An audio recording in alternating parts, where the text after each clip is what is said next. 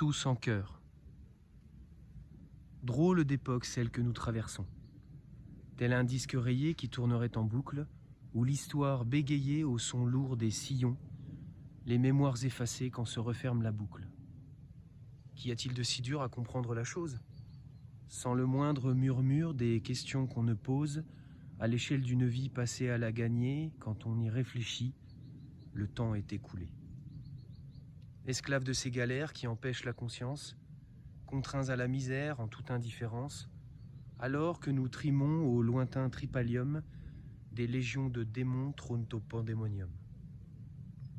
Aucune place au hasard sur ce grand échiquier.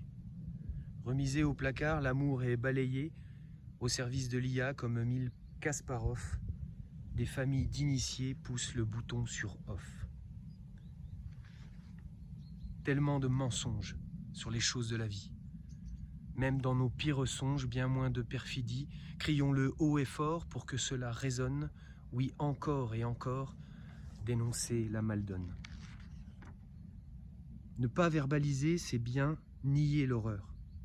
Mais à trop y penser, on en perd le bonheur. Où se trouve l'équilibre ? Dans la résignation ?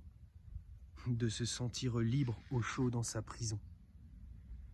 On me dit d'oublier, de ne pas trop m'en faire, d'arrêter de penser que nous sommes en enfer, que les choses sont parfaites, qu'on ne maîtrise rien, qu'il vaut mieux faire la fête, que tout le reste est vain.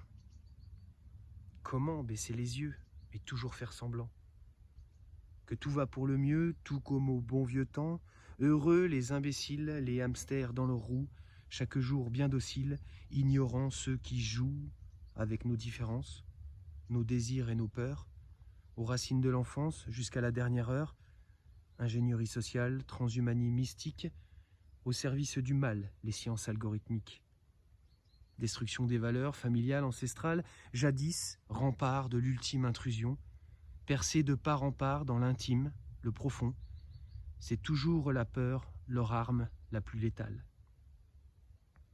Comment ne pas sombrer dans cet asile de fous, aux frontières planétaires, aux murs invisibles, le tout à ciel ouvert, digérer l'impossible, les tortures perpétuées dans le déni de tout.